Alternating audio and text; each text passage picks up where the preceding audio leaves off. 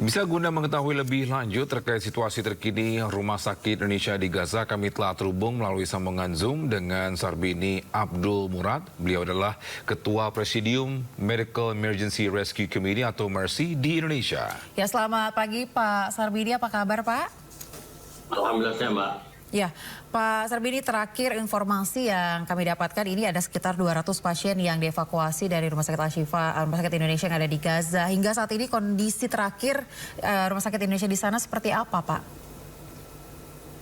Kondisi terakhir sangat memilukan, Mbak. Sangat memilukan, sangat berbahaya juga karena saya masih berkeliaran di sekitar rumah sakit. Kemudian jumlah korban juga belum terlalu signifikan, itu berkurang karena yang dievakuasi lah anak-anak, tapi orang dewasa itu yang luka-luka itu masih banyak, masih sangat banyak Mbak di rumah sakit itu, sehingga rumah sakit Indonesia ini menjadi tumpuan yang hari ini memang sangat menyedihkan keadaannya, dan kita nggak tahu ke depan ini bagaimana ceritanya. Jadi kita mengharapkan sekali ada hal-hal yang keajaiban yang bisa membuat situasi kondisi rumah sakit kita jauh lebih baik.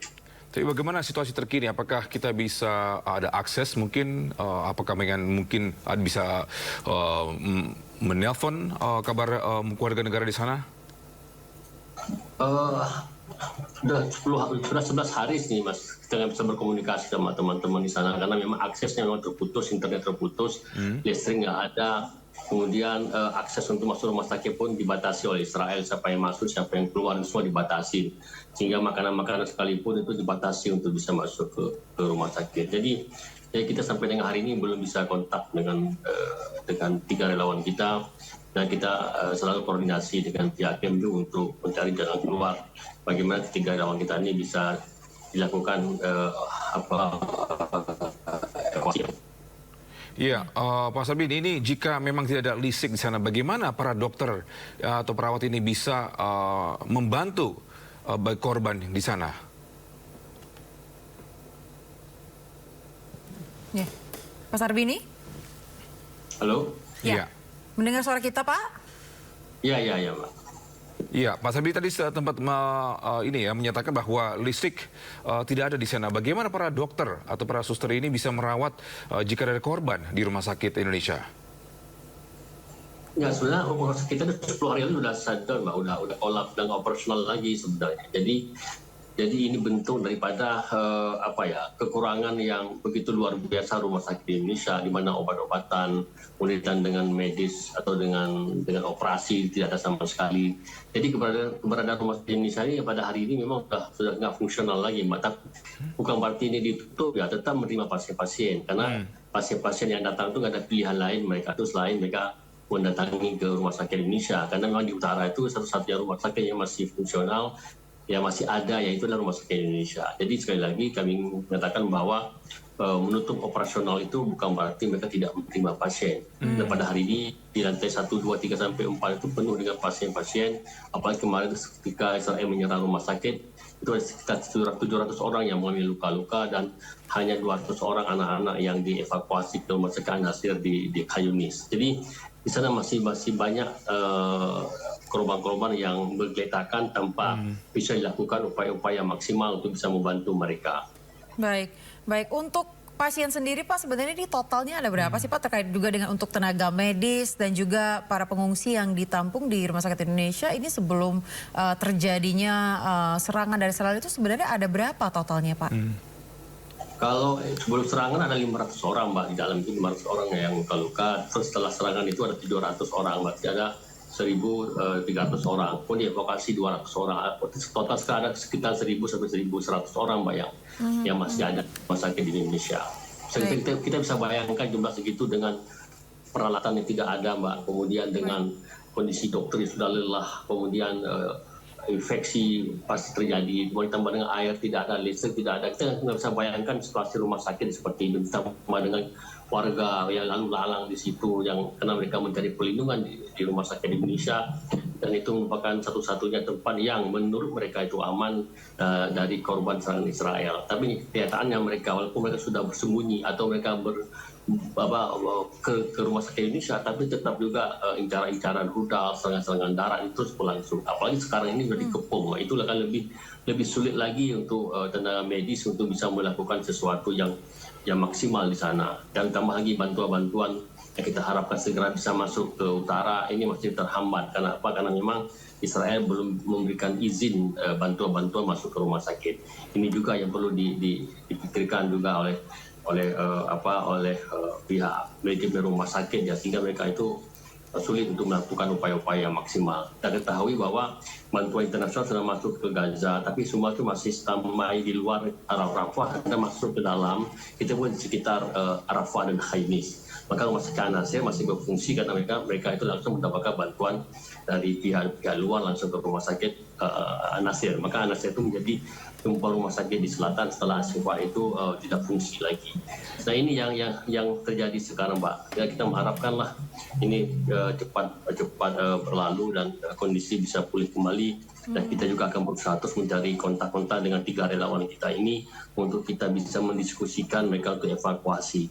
Karena kami berpikir bahwa evakuasi ini bukan hal yang mudah, walaupun misalnya kita sudah memberikan nama-nama kita kepada SCRC misalnya atau ke Rekresinya Palestina misalnya, tapi nggak semudah itu ya. Terus kita bisa bayangkan 2 orang relawan kita itu yang sudah di Indonesia, mereka tuh untuk proses evakuasi maka waktu 7 atau 10 hari sehingga mereka bisa keluar. Ini apalagi di utara. Jadi benar kata Bu Melu itu semua kita putus kontak ya.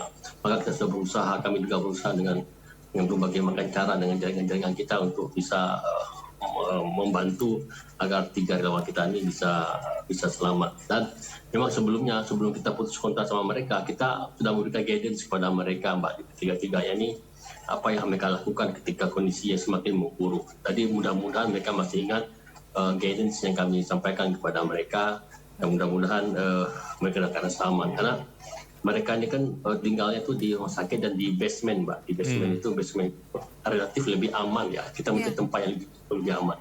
Karena yang diserang kemarin oleh Israel itu lantai 3. Lantai 3 itu lantai operasi dan ICU. Jadi dari kronologis cerita ini, yang mudah-mudahan relawan kita masih bisa bekerja di sana dan masih bisa membantu walaupun dengan bantuan-bantuan yang minimal sekalipun.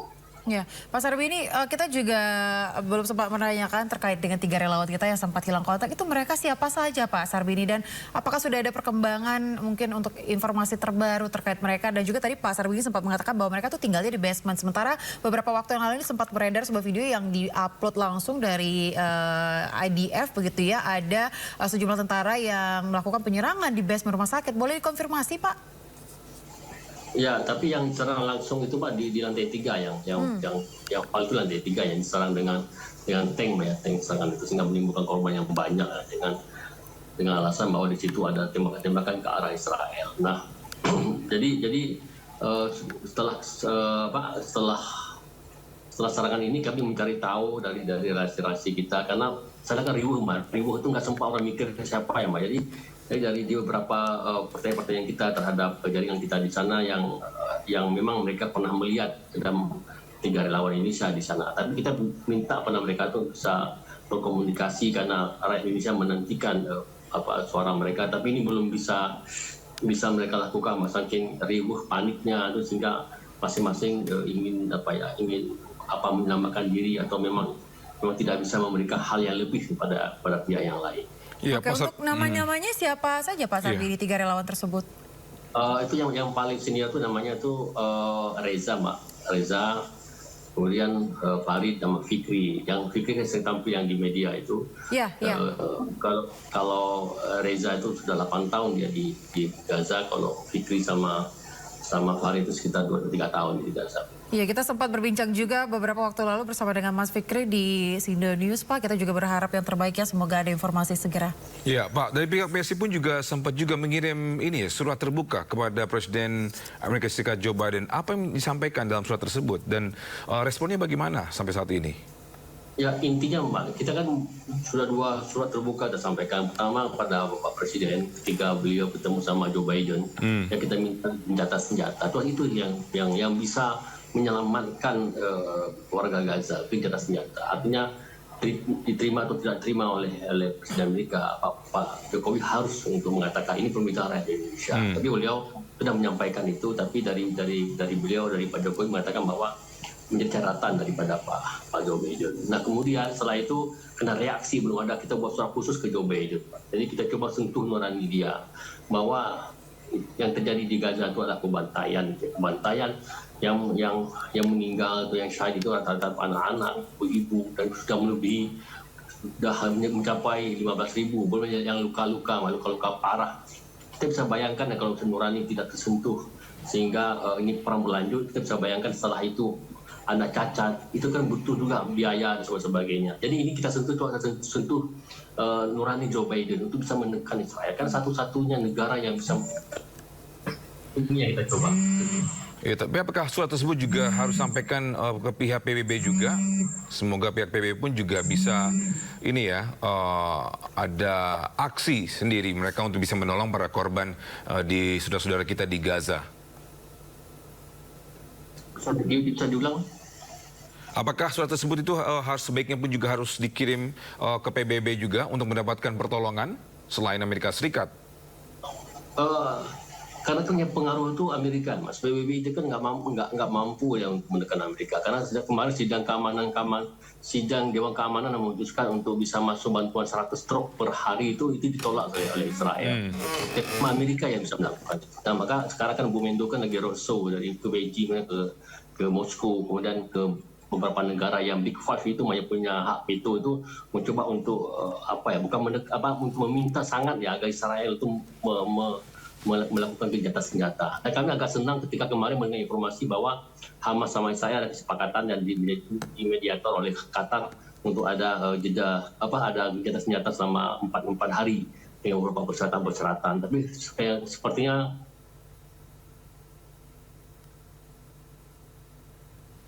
Ya, Pak Sarbini masih bersama kami? ya Mas. Oke, Pak Sarbini tadi sempat sampaikan terkait dengan ini ya, ada kendala untuk pengiriman mungkin alat medis ke rumah sakit. Apakah ada informasi, apakah sudah dibuka untuk pintu dari Mesir ke Gaza atau Palestina untuk bisa masuk barang-barang ini ya, yang lainnya itu bisa membantu para korban? Itu sudah dibuka, Mas, sudah pada masuk ya. Tapi apa yang kendalanya? Kan kendala itu gencatan senjata tuh, Mas. Kalau misalnya masuk misalnya, oke lah selatan itu masih bisa mereka distribusikan ya. Tapi kalau utara dengan kondisi seperti ini nggak berani mereka untuk mendistribusikan ke utara, terutama ke rumah sakit Indonesia, Mas. Jadi dari Depket itu bawa obat-obatan, tapi nggak bisa disalurkan ke utara. Nah jadi gencatan senjata lah merupakan solusi yang tepat untuk bisa bantuan-bantuan ini bisa terdistribusi. Baik, Pak Sarbini, Anda sempat menyatakan bahwa serangan Israel ke Rumah Sakit Indonesia ini baru permulaan ya, dan Anda juga melihat ada kemungkinan mungkin skenario serangan yang lebih besar di kemudian hari. Menurut Anda seperti apa, dan mungkin adakah harapan besar bagi Anda untuk mungkin serangan ini dihentikan atau mungkin seluruh peperangan ini dihentikan? Ya Mbak, kita memprediksikannya akan terjadi. Jauh-jauh hari saya sudah katakan bahwa dengan diberi stigma Rumah Sakit Indonesia dengan yang narasi disampaikan oleh jubir IDF bahwa di Rumah Sakit Indonesia ada markas Hamas, ada terowongan dan sebagainya. Ini mengindikasikan bahwa Israel punya rencana untuk melakukan serangan ke Rumah Sakit Indonesia.